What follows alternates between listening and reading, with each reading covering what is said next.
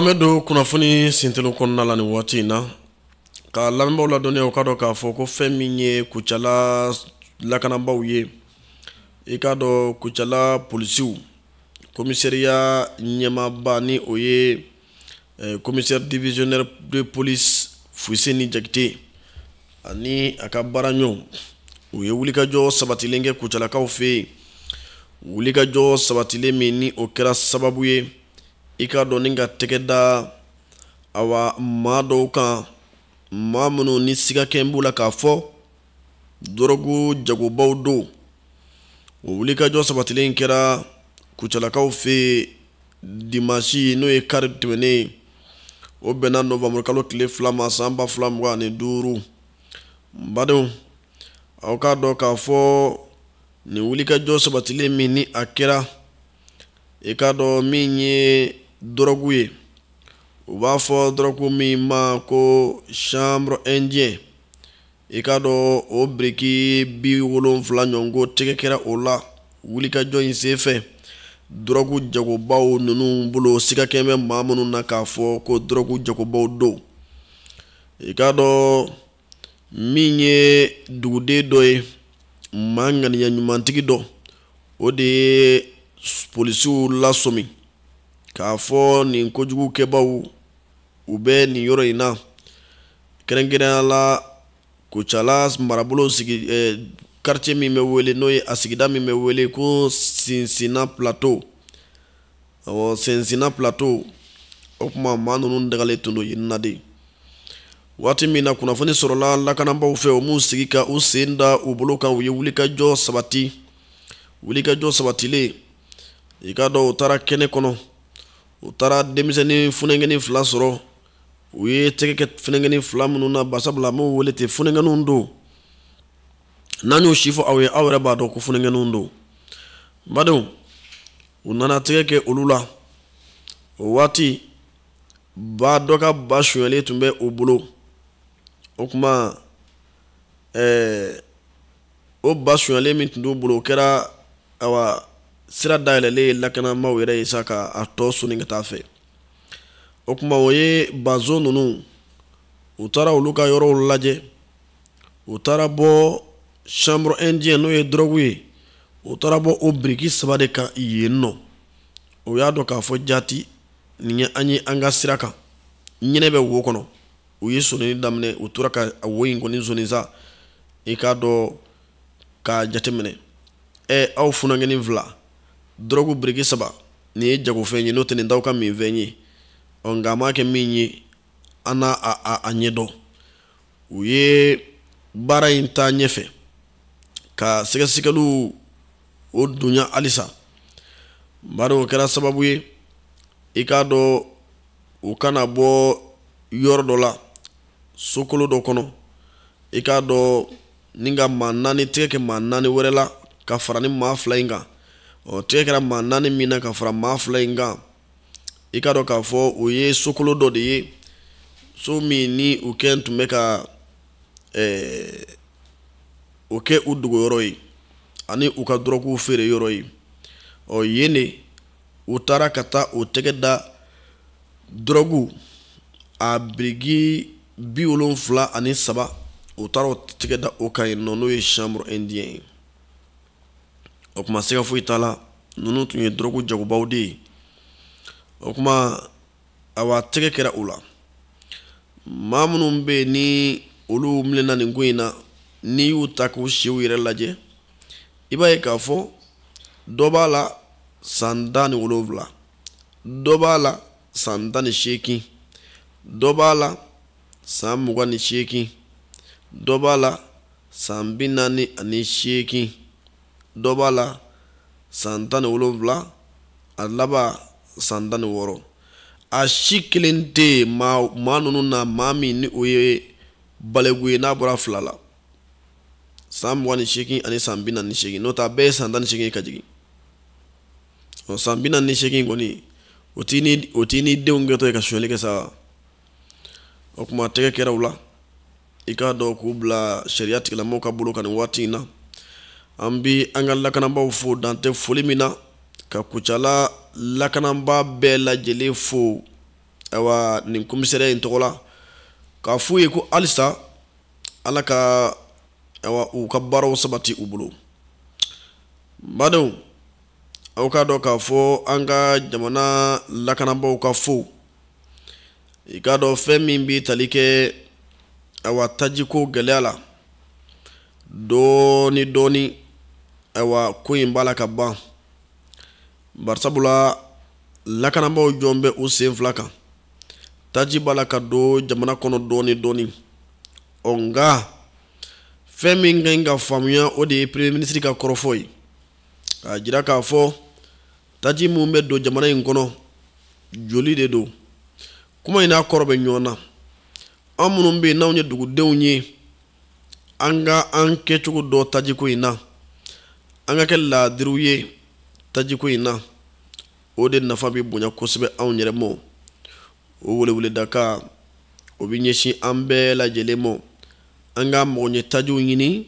ninga ta mogula nganga na taji ta ninga ke jago kunyi o de be baragale ya nyemo bulo o kuma anga ke bara no ya bay anga jamana nyemo bulo anga ke bara no ya bay anga lakana baw bulo o de nafaka boko sebe alaka o meni nyuma ni o famko nyuma alako di ambela jelemo o kofe amawla donia ka do ka foko femi anga ministry mi no nyishinendo kenaya sabatilimo anga jamana kono na yanno colonel Assam Bajalo Touré abita mala ikado tamami ni ayi alase doa awa Qatar faba konnala ikado arabat mene no bena novembre kalo kile duru masamba flamga ni duru Colonel Assam Bajalo Touré ikado ayi tama buluda kata doa Qatar faba konnala abita mali nona bla sigi belebele badola sigi mina ta ko flana e ni jema obi nyonzoro sigi ba min kene kan wala saka kuma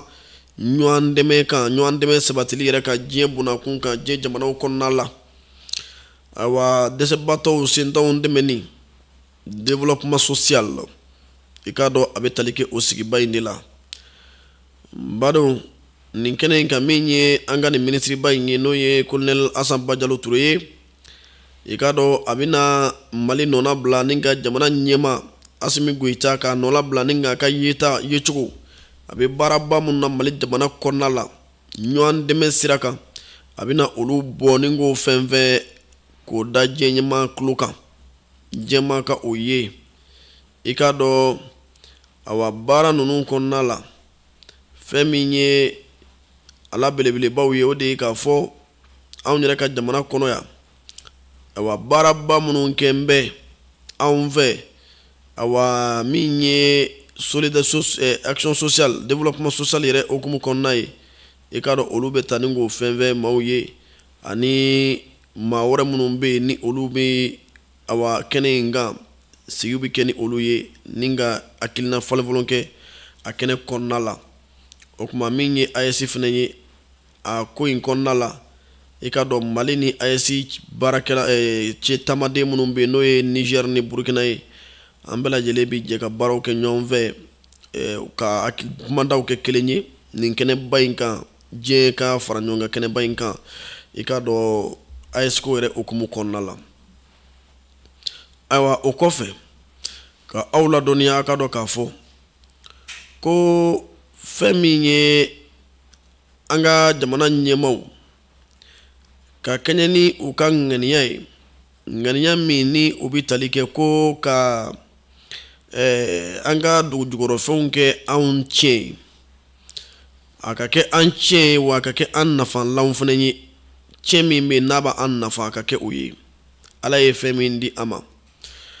ode okumu konna la minye jamana nyema e Asimi Goita samba flani mwani saba konna la aye jatemeneke ninga sharia kurabo dugu jugoro fengula awa dugu jugoro fe bisiga mali nafa chogo mi kake mali taye tigi chogo mi a sharia ayo deta o konna la ibaye ka fo o bulu fara dobe o sharia kono bulu fara dobe o be afanye ko contenu local koro e munye ni sanu bɔlaw wala dugu jukɔrɔfɛn bɔbaw ye dugu jukɔrɔfɛn bɔ baara kɛ dugudenw bɛ se ka u bolo lanu a ko la cogo di jamanadenw yɛrɛ bɛ se ka dɔ sɔrɔ a ko la cogo di i k'a dɔn contenu local bɛ sinsin o de kan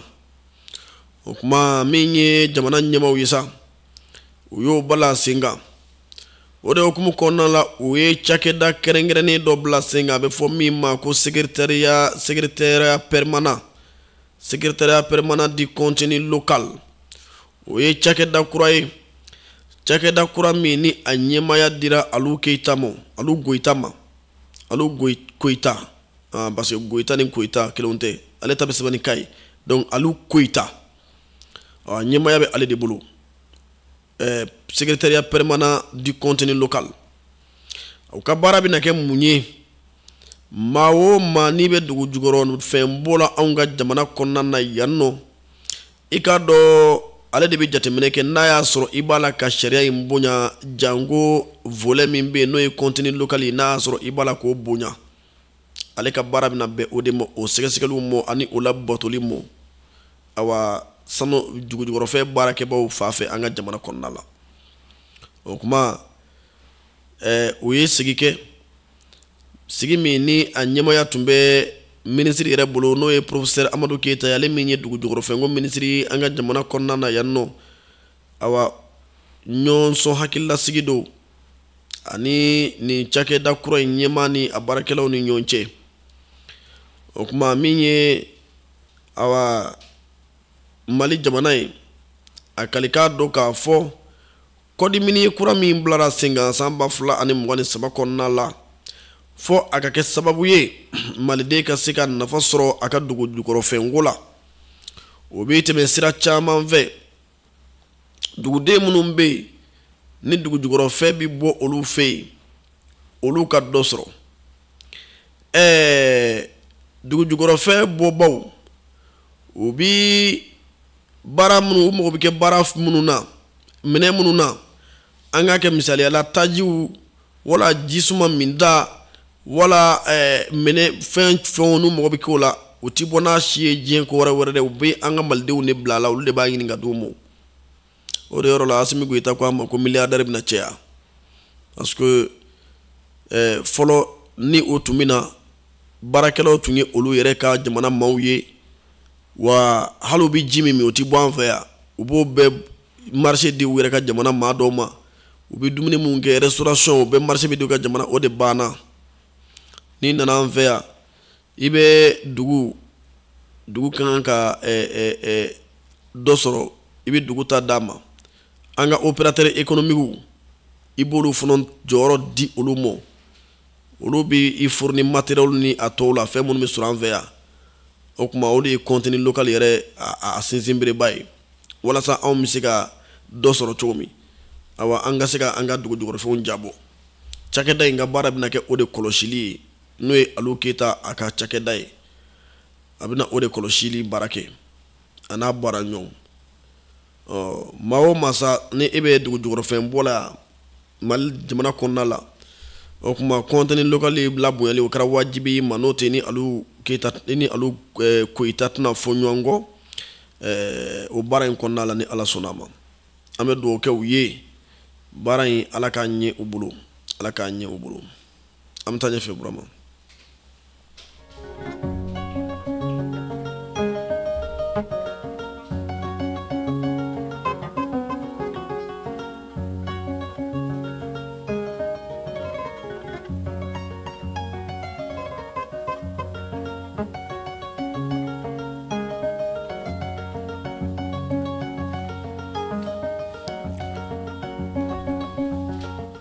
Ayiwa an bɛ aw ladɔnniya a ka dɔn k'a fɔ ko fɛn min ye an ka jamana minisiri ye minisiri min ni o ɲɛsinnen don ani jamana wɛrɛ cɛ ko ɲɔgɔn ma n'o ye Ablaye Diop ye Ablaye Diop a ye maa dɔ bisimila a ka baarakɛyɔrɔ la kunu alamisa n'o bɛna novembre kalo tile 6 ma san 2025 Ablaye Diop maa min ni a y'a bisimila o de ye Mamudu Kani Jowabad ale ye lasigiden ye Irankaw tɔgɔ la anw ka jamana kɔnɔna na yan nɔ a tun nana ni ka na aka lasigidenya gafe ni nga o dɔ di an ka minisiri mɔ n'o ye Ablaye Diop ye a kɛra sababu ɲuman ye u ka sigi ni ka ɲɔgɔn kumaɲɔgɔnya Mali ni Iran jamana ni ɲɔgɔn cɛ jɛɲɔgɔnya min bɛ ani ɲɔgɔn cɛ ni ka o kɔrɔfɔw fɔ ni ka olu da jira ɲɔgɔn na ka fara o kan Iran yɛrɛ ni an ka confédération n'o ye AES ye ani ɲɔgɔn cɛ baara minnu bɛ yen jɛɲɔgɔnya min bɛ yen i ka dɔn ka olu fana kuma ɲɔgɔnya o bɛɛ kɛra sigi in senfɛ ni o jɛɲɔgɔnyaw siraw bɛ tɛmɛ sɔrɔ yiriwali ani ɲɔgɔn cɛ jago ani ɲɔgɔn cɛ fo ka se bamaciwale tigilamɔgɔw kɛlɛli ma ani awa dɔnniya sɔrɔli sira wɛrɛw minnu bɛ ani ɲɔgɔn cɛ n'o ye renforcement de capacité o kuma o ye o sinsin min kan kosɛbɛ n'o jɔɲɔgɔnya ni o de ye jɛɲɔgɔnya belebeleba ye ani ɲɔgɔn cɛ n'an bɛɛ lajɛlen bɛ ka an sinsin o kan o de ye awa dɔnniya min bɛ yen ka dɔnniyaw tila ɲɔgɔn na ani AES jamanaw ani Iran jamanaw ni jamana ni ɲɔgɔn cɛ kɛrɛnkɛrɛnnenya la technologie science ani technologie domaine kɔnɔna la an ka se ka falen kɛ o bɛ Mali ni Niger ni Burkina ŋaniya fɔ donna nataw la ka se ka fɛn baw k'u yɛrɛ ye ni ani Iran mɛna ɲɔgɔn bolo o jɛɲɔgɔnya sira kan a b'o de ko fɔ i ka dɔn k'a fɔ jɛɲɔgɔnya min bɛ anw ni Iran jamana ni ɲɔgɔn cɛ awa Ablaye Diop a y'o foli kɛ ɲɔgɔn dɛmɛ min ni an bɛ k'o kɛ ni badenya min bɛ an ka jamanadenw ni ɲɔgɔn cɛ wa ni yɛrɛ ye diɲɛ kow ta k'a lajɛ awa ni diɲɛma wulila k'u k'u hakilinaw di ko dɔ kan i b'a ye k'a fɔ anw ni Iran ka hakilinaw de ka surun ɲɔgɔn na kosɛbɛ o convergence de vie o foli fana Ablaye Diop a y'o kɛ Iran jamana la ni lasigiden ka sigi senfɛ baaraw kuncɛra bonya ani karama kɔnɔna la o kɔfɛ n badenw min ye awa walejuguw kɛli awa bingali walejugu manfa o manfa suɲɛli bingali jolibɔn a bɛ fɔ fɛn o fɛn ma ko extrémisme violent fo ka se terrorisme yɛrɛ ma nin bɛɛ ye extrémisme violent ye i k'a dɔn o bɛ se ka kɛlɛ ka bɔ anw ka jamana kɔnɔ cogo min nɔ ka ɲɛsin kɛrɛnkɛrɛnnenya la denmisɛnninnakaw ma baara dɔ bilara sen kan o de hukumu kɔnɔna la walasa ka denmisɛnninnakaw ani musolakaw ka o kunnafoni min ye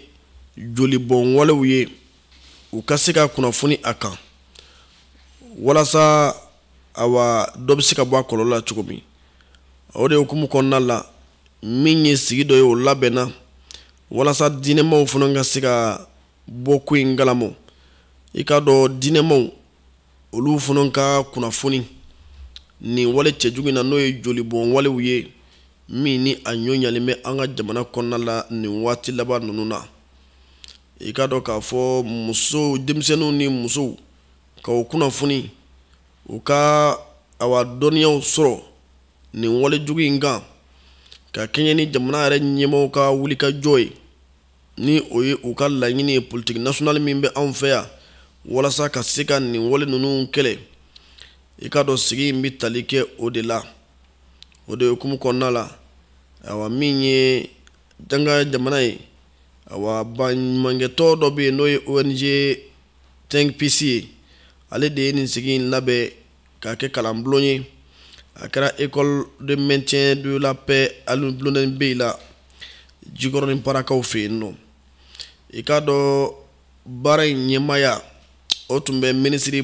min ɲɛsinnen don diinɛko ni laadalako ma an ka jamana kɔnɔna na yan nɔ ayiwa ka fara a kan minisiri min bɛ yen n'o ɲɛsinnen don sanfɛ kalanko ma o tun bɛ kɛnɛ kɔnɔna la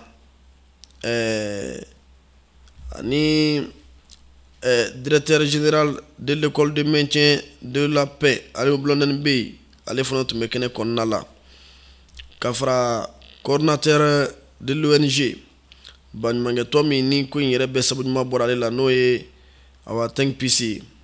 i k'a dɔn a fana coordinateur ale tun bɛ kɛnɛ kɔnɔna la i ka dɔn k'a fɔ sigi n y'a fɔ kalanbulon in a dabokunba ye fɛn min ye o de ye ka denmisɛnninw ni musow i ka dɔn u ka se ka u sen don jolibɔn walew damatɛmɛ walew kɛlɛli la an ka jamana kɔnɔna na yan nɔ ka kɛɲɛ ni an ka jamana ɲɛmaaw ka laɲini yɛrɛ ye min n'o bilamɛ sen kan o hukumu kɔnɔna la a baara in bɛ tali kɛ o de la badenw o kɔfɛ an bɛ aw ladɔnniya k'a fɔ awa minisiri min ni o ɲɛsinnen don kiriko ani bunahadamaden hakɛw tɔbɔtɔli mɔ Mamudu Kasoge ale ye sigi dɔ ɲɛmaya ta i ka dɔn ni o bɛ tali kɛ awa an ka cakɛda min bɛ n'a bɛ wele ko agence de recouvrement et de gestion des avoirs saisis ou confisqués URCAS ale ye cakɛda kura ye jamana ɲɛmaaw ye min bila sen kan walasa ni maa min ye jamana foroba nafolo ta wala ni maa min ye dankari jamana ka nafa la ni bololafɛn minɛna o ka kɛ olu ni cakɛyɔrɔda in ka kɛ o kɔlɔsiba ye n'i ka nafolo minɛna wala n'i ka so minɛna wala n'i ka fɛn o fɛn minɛna a kɛra foro ye fɛn o fɛn i ka dɔn a bɛɛ lajɛlen bɛ kɔlɔsi yɔrɔ min o de ye nin cakɛda in ye agence de recouvrement et de gestion des avoirs saisis ou confisqués o kuma o ka sigi dɔ kɛra min ni a ɲɛmaya tun bɛ minisiri Mamudu Kasoge ale yɛrɛ bolo i ka dɔn k'a fɔ awa a kɛra u ka cakɛda in yɛrɛ awa a cakɛyɔrɔ la i ka dɔn ni o ye awa agence in yɛrɛ cakɛda ye badenw min ye baara in kɛnɛ kan ka fara Mamudu Kasoge kan cakɛda in n'o ye agence in ye a secrétaire i ka dɔn maa min n'o bila bɛ a ɲɛmaya la secrétaire général hali n'a y'a sɔrɔ Mamudu Kasoge ale ye administrateur ye o kuma secrétaire général n'o y'a bɔgɔ nɔnina yɛrɛ ye i ka dɔn ale fana tun bɛ kɛnɛ kɔnɔna la ka fara directeur ani administrateur de l'agence agence cakɛma wɛrɛw n'o y'a directeur wɛrɛw ni a structure administrateur wɛrɛw ye olu bɛɛ lajɛlen tun bɛ kɛnɛ in kɔnɔna la min ye Mamudu Kasoge a ka kɔrɔfɔ kɔnɔna la a ye soni sigi fɛn min kan kosɛbɛ kosɛbɛ o de ye k'a jira k'a fɔ ko sigi in a bɛ kɛ ɲɔgɔn hakili di ani ko dajira ɲɔgɔn na a bɛ kɛ o de hukumu kɔnɔna la walasa ayiwa ni agence in a ka baaraw ka u taafɛnw jira ɲɔgɔn na ka jarali kɛ o la ani a bɛ se ka kɛ sababu ye cogo min ka Mali nafa i n'a fɔ jamana ɲɛmaaw y'a dabɔ a kama cogo min a laɲini belebeleba o ye cogo min ka bɔ jamana ɲɛmaaw fan fɛ o kuma hakili jagabɔ ka kɛ o kan ka yanni ka tɛmɛ ɲɛfɛ a ye hakili jigin kɛ awa ni agence in yɛrɛ bilara sen kan hukumu min kɔnɔna la a ye hakili jigin kɛ o la i ka dɔn k'a jira k'a fɔ awa anw ka jamana a ye nin baara in kɛ ka nin cakɛda in bila sen kan walasa jamana bɛ se ka nafa sɔrɔ cogo min ayiwa kiri yɛrɛ la kɛrɛnkɛrɛnnenya la maa minnu bɛ yen ni jogojuguya sira kan u ye jamana kumaniya a ka nafolo la ni olu kan ka fɛn kɛ ka minɛ olu la ni o ye bolofɛn ye ka se ka o kɛ fɛn ye fɛn min ni a bɛ kɛ jɛlenya kɔnɔna la k'a lamara jɛlenya kɔnɔna la nin cakɛda in a bilara sen kan o de hukumu kɔnɔna la o kuma ni a baara in sabatira u fɛ k'a ɲɛ a jɔyɔrɔ bɛna bonya kosɛbɛ awa jamana yɛrɛ nafolo tiɲɛni n'o ye criminalité financière ye a kɛlɛli a jɔyɔrɔ bɛna bonya o la kosɛbɛ kosɛbɛ wa a bɛna kɛ sababu ye jamanadenw yɛrɛ ka jigisigiyɔrɔ sɔrɔ ka ɲɛsin jamana yɛrɛ marabaaw ma barisabula ko bɛɛ bɛ kɛ jɛlenya kɔnɔna la jamana nafolo si tɛna taa ka jamana da ni min dara k'a da a taba o n'a bila yewu wala a bolonafɛnw na minɛ a la o kuma jamanadenw n'a dɔn k'a fɔ ko kiiri tigilamaw bɛ baara la o bɛ kɛ sababu ɲuman ye ka ɲɔgɔn faamuya sinsin jamana marabaaw ani jamanadenw ni ɲɔgɔn cɛ ka fara o kan N'i ye diɲɛ tɔnba yɛrɛ ka gafew ta k'a lajɛ bɛnkan gafe minnu bɛ yen n'o ye convention des nations unies ye ni o bɛ yuruguyurugu kɛlɛli ko kan o fana b'a jira k'a fɔ nin cakɛda in ka baara sabatili n'o ye ka se ka maa minnu ni u bololafɛnw bɛ minɛ u la n'u bɛ taraki u la kiri fɛ barisabula u ye dankari jamana la olu lasago ɲuman k'o tɛmɛ o don sira ɲuman yɛrɛ fɛ ko de bɛ kɛ sababu ye hali ka yuruguyurugu ka kɛlɛli ka a sɛmɛntiya jamana ninnu kɔnɔna la ka sɔrɔ lakubaya o kuma b'a jira k'a fɔ Mali bɛ ka o baara min kɛ baara la kodɔnnen don diɲɛ yɛrɛ bunakun kan o kan ka faamuya maliden fɛ awa baara minnu ni olu kɛra san 2025 kɔnɔna la sigi in kɔnɔna la u da sera olu fana ma foli kɛra olu la min ye agence in ye a ye baara dɔw kɛ a yɛrɛ ka structure n'o y'a ka cakɛda ye a ye cakɛda in ayiwa a cakɛbolo caman bila sen kan awa olu baaraw kɛra a bɛ cakɛda a ka cakɛda bolo fara 3 ɲɔgɔn ko i ka dɔn olu bɛɛ lajɛlen bilara sen kan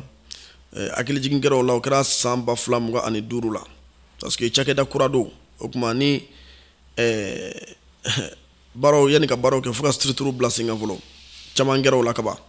ka fara o kan minɛn caman ɲininaw fɛ baarakɛ minɛnw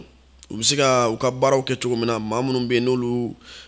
bɛna kɛ baara in kɛbaa ye olu ka baarakɛ minɛn caman bɛ yen u mago bɛ minɛn minnu na i ka dɔn olu caman sɔrɔla ni baara in kɔnɔna la ka fara o kan fɛn minnu bɛ yen ni olu minɛna awa kiri senfɛ olu dɔw bɛ yen u ye olu fana dɔw kun kuma fɔ san 2025 kɔnɔ sankanso dɔ bɛ yen u b'a fɔ min ma ko hôtel 4 étoiles o dɔ bɔsira ni ka di jamana ma ni agence n'o ye cakɛda kura in ye u b'a la ka o baara o fana kɔlɔsi o kɔlɔsili dira u ma sariya ka baaraw kɔfɛ o n'a ɲɔgɔnna baarabaw i ka dɔn da sera olu ma san 2026 san nataw hakili jagabɔ kɛra minnu ni olu fana ka ɲi ka kɛ hakili jagabɔ kɛra nin bɛɛ lajɛlen kan ayiwa laɲini min y'o de ye k'a fɔ ni agence in ka kɛ cakɛda ye cakɛda min n'a bɛna Mali dɛmɛ kosɛbɛ a ka kiiri sabatili a n'a ka sɔrɔ lakobayali la ka sɛmɛ maaw la maa minnu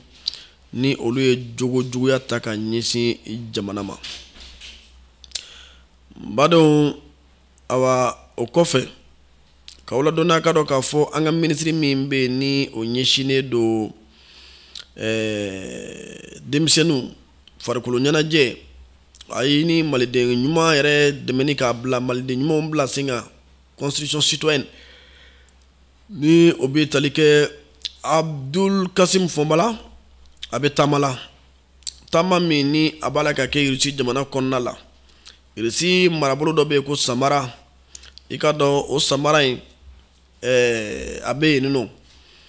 a taara wa bisimilara o marabolo ɲɛmaaw fɛ bonya ani karama kɔnɔna la denmisɛnninw tɔgɔla yɔrɔ minnu bɛ ni marabolo in kɔnɔna la Irisikaw fɛ yen a taara ɲɛda o la u kɛn bɛ ka baara minnu bila sen kan walasa denmisɛnninw i ka dɔn u bɛ se ka bɔ u yɛrɛ la cogo min olu baarakɛyɔrɔw caman bɛ marabolo in kɔnɔna la a taara ɲɛda minnu kan a ka taama in senfɛ i ka dɔn nin bɛɛ lajɛlen bɛ don hukumu min kɔnɔna la o de ye Mali ni Irisi jamana ni ɲɔgɔn cɛ i ka dɔn jɛɲɔgɔnya min bɛ ani ɲɔgɔn cɛ ayiwa o sabatili nin bɛɛ lajɛlen bɛ don o de hukumu kɔnɔna la an bɛ don o don kɛ baara in ala ka taama in ala ka kun fori hɛrɛ ni bade la ala ka segin ni a ɲuman ye an ka jamana kɔnɔna na yan nɔ ayiwa o kɔfɛ an bɛ taa Burkina Fasokaw fɛ yen ko kan kibaruyaw la o siratigɛ la an bɛ aw ladɔnniya ka dɔn k'a fɔ ko Burkina u ka conseil des ministres tɛmɛnen min ye u ka ɲɛmaw ye u y'a jira k'a fɔ ko min ye carte d'identité u bɛna carte d'identité dɔ bila sen kan min n'o bɛna kɛ AES tɔgɔ la o kuma AES tɔgɔ la carte d'identité o bɛn'o bila sen kan don n'a nataw la a bɛna di maa san 5 ma a bɛna di maa minnu n'olu bɛ san 5 ɲɔgɔn la fo ka se ka yɛlɛ sanfɛ o kuma carte d'identité in yɛrɛ fana bɛna kɛ san 10 ani a bɛna kɛ ka daminɛ san 5 la wala i bɛ se ka carte d'identité in sɔrɔ AES tɔgɔ la carte d'identité in fana bɛ se ka kɛ san 5 ɲɔgɔn na o y'a validité